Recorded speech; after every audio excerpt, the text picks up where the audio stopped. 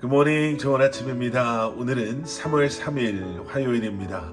오늘도 말씀 앞에 나오신 여러분들을 주님의 이름으로 축복하고 또 환영합니다.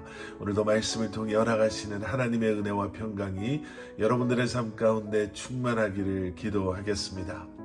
오늘도 기대하는 마음으로 또 사모하는 마음으로 또 간절한 마음으로 함께 말씀 묵상 나누도록 하겠습니다.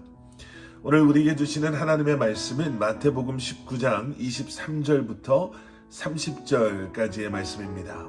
마태복음 19장 23절부터 30절까지의 말씀 우리 함께 보도록 하겠습니다. 꽤 오래전이지요. 제가 고등학생이었을 때 가끔 부모님의 가게에서 일했던 적이 있었습니다. 필라델피아 다운타운에 있었던 가게였는데요. 그래서 손님들의 한 부류는 다운타운에서 직장 생활을 하는 분들도 계셨지만 대부분의 손님들은 그 다운타운 주변에 있는 그런 흑인 손님들이 많이 있었습니다. 한 번은 부모님을 대신해서 제가 계산대에서 계산을 하고 있었는데요. 한 흑인 남자 손님이 계산이 끝나고 이제 돈을 내야 할 때 돈을 지갑에서 꺼내지 않고요. 신발을 벗고 양말을 이렇게 내리더니 양말 속에서 그것도 발바닥 밑에서 돈을 꺼내서 준 적이 있었습니다. 그 돈을 받아야 되나 말아야 되나 고민도 했지만 받아야 되지요. 그래서 그 돈을 받았는데 땀 때문에 그 돈이 좀 축축하고 눅눅했던 그래서 참 많이 힘들었던 그런 경험이 있었습니다. 그러면서 사람들이 이래서 돈이 더럽다라고 말하는구나 그렇게 생각했었습니다.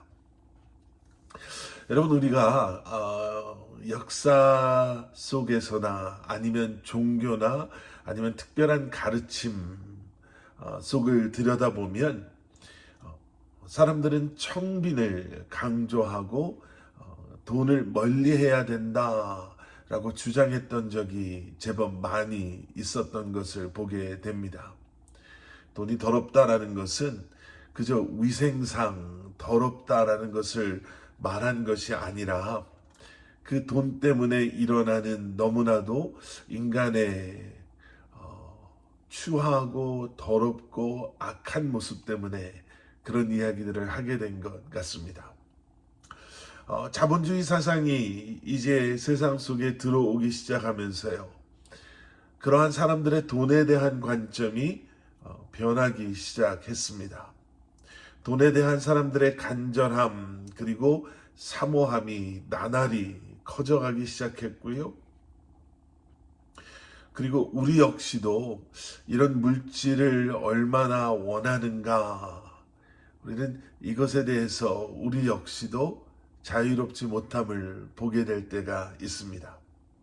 사람의 성공을 이야기할 때, 또 행복에 대해서 이야기할 때, 한 나라의 힘이나 영향력에 대해서 이야기할 때에도 돈은 빠지지 않습니다. 사람의 가치를, 그 사람이 얼마나 소중한가? 라는 것을 이야기할 때 재정적인 것, 물질적인 것을 기준을 삼을 때가 많이 있죠.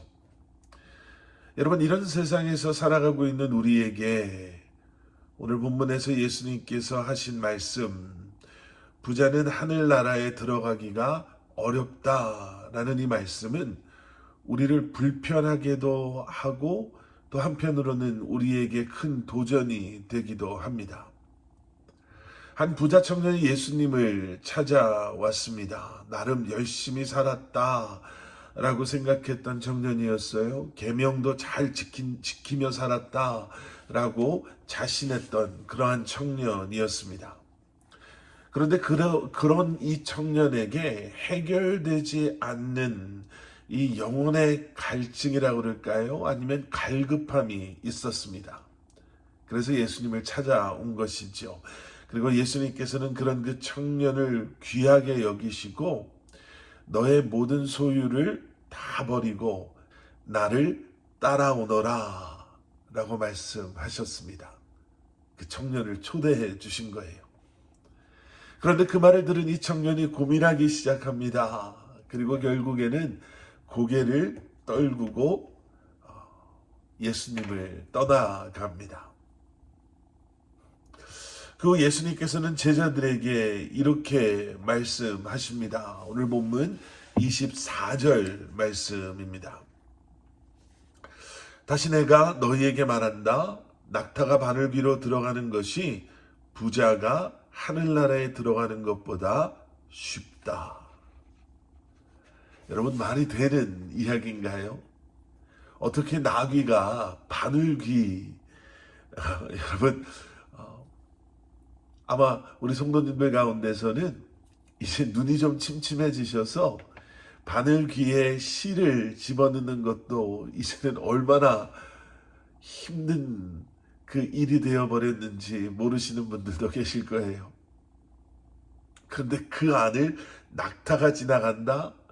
예, 부자가 하늘나라에 들어가는 것이 바로 그 낙타가 바늘귀를 들어가는 것보다 더 어렵다라는 것입니다. 제자들이 이러한 예수님의 말씀을 듣고요, 서로 수근거리기 시작합니다. 아니, 그렇다면 도대체 누가 하나님의 나라에 들어갈 수 있겠습니까? 여러분, 제자들이 예수님께 이렇게 이야기했던 이유가 있습니다. 그 당시 제자들을 포함한 당시의 사람들은 부자들을 존중하고 존경했었습니다. 왜냐하면 그들이 부자가 될 수 있었던 것은 하나님께서 그들을 사랑하셔서 그들에게 넘치는 축복을 주셨기 때문에 그들이 부유한 삶을 살 수 있다라고 그들은 믿었기 때문에 그렇습니다.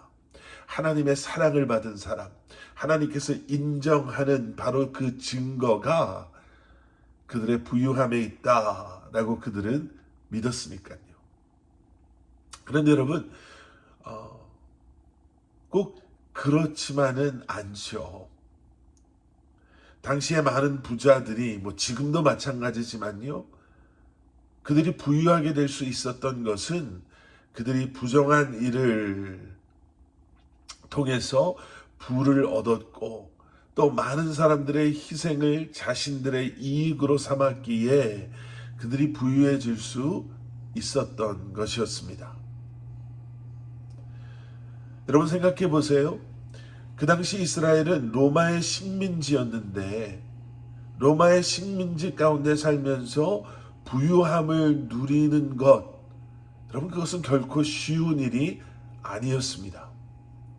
그리고 부유함 속에 그들은 교만해지기 시작했고 부유함 속에 누리게 되는 그러한 힘을 가지고 많은 사람들을 괴롭히기까지도 했었습니다.